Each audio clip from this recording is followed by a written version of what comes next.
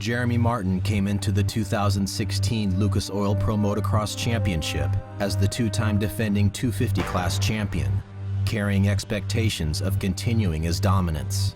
But in the opening 3 rounds of 2016, Jeremy carried little of the form he displayed the previous 2 seasons.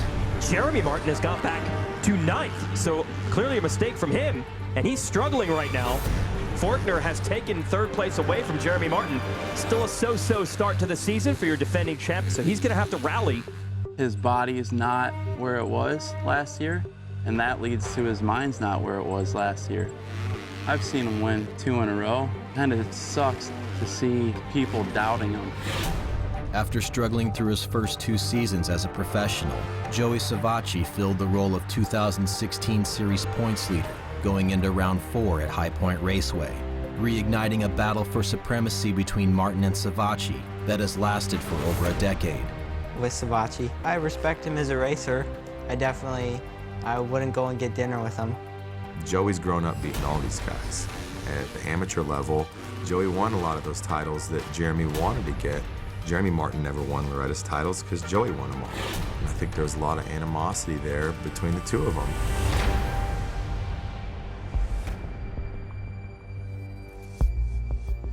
Suspension looks good, numbers look good. I think all the changes were in the right direction.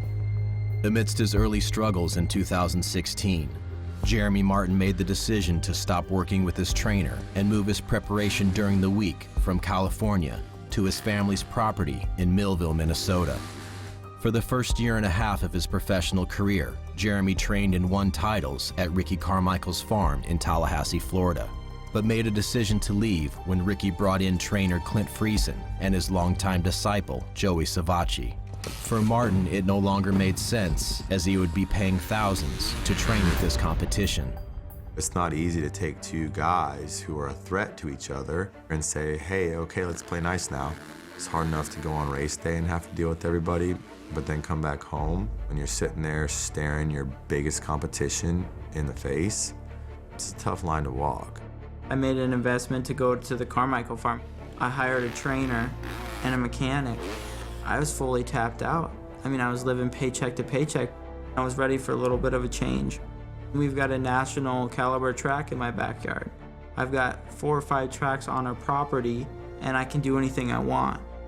It sucks, it's business. It doesn't change my opinion about Jeremy. We had a great relationship. I have a lot of respect for him. He's definitely a grinder. In 2014, no one expected Jeremy to come out winning motocross races the way he did because he was dominant as an amateur rider, but not perfect. Jeremy's success at the pro level is more because he's just an overachiever. He's gonna make sure he works harder than anybody's ever dreamed about working in the class.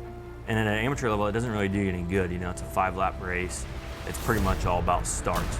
As a team manager, we have to try to get him to calm down a little bit on how hard he works.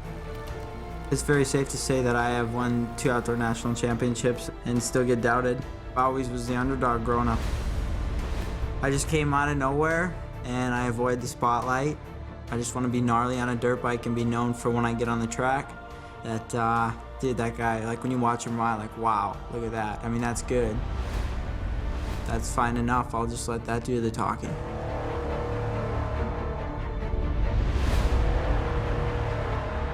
Round 4, the Lucas Oil Pro Motocross Championship, the Red Bull High Point National. First couple of years when Jeremy just runs away from everybody and just clobbers everybody, you're like, man, what do we got to do to get there, you know? And to see him finally do it's really gratifying. He's grown and matured a lot as a racer, and he's ready to take this thing all the way to the end. All right, bud, go get him, okay? Love you. Don't take no from nobody. Go out there and take it. Cooper Webb and Jeremy Martin, I'd say, were the overwhelming favorites coming in. Who would have thought by round 4 we'd be talking about Joey Savatgy? This guy is legit. This guy is for real. The battle of the red plate, the points leader. We've seen it being passed around 3 rounds in a row. Is someone going to grab it and hold on to it? The only other time Savatgy came into a race with the points lead, the pressure seemed to be more than he could handle, racing far off of the pace of the leaders. In the first moto at High Point, Jeremy Martin was in the top 3 the entire race, while Joey started in 10th and then crashed when trying to advance to 5th, bringing memories of frustration into the minds of his supporters. I don't even know what he's doing. I don't think he jumped this triple one lap this whole moto. Those guys are running 05s and he's running 08s. You can't win a championship riding like that. And you can see Jeremy Martin, for all the struggles, for all of his admission that he doesn't have the fitness that he'd like to have, this moto ends, he could be the points leader. Good job, buddy.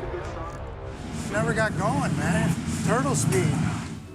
Between the motos, I told him, you can't ride like that if you want to win the championship. At that point, we were 1 point behind Jeremy. Told him, you know, be a little bit more selective of your lines. Ricky talked to him. The option bump, you need to be 3-0. You need to be on the outside run there, hit it, you can flow around. In his 10-year professional career, Ricky Carmichael won 10 outdoor national championships, in part because he was better than any other rider at making adjustments to his racing lines and suspension in between the two motos on race day. Access to this wisdom may be one of the greatest advantages of training at the farm. I will grade myself as far as a riding coach. I'm gonna sit here and tell you I'm not a 10, but when it comes to race strategy and race approach, I'm easily a 10. That's where my benefit is, especially to somebody like Joey. After Moto 1 at High Point, Jeremy held a 1-point lead over Savatgy in the championship, making the second moto of the day the deciding factor in who would carry the red plate the following weekend. Let's get in that zone, just like at home. We're gonna kill them. We're gonna kill them, huh? He hasn't been 100% these first 3 rounds, and he's still right there. So that's why I have no problem believing in him. Just needs to get him to start, ride like he knows how to ride. Go! Go!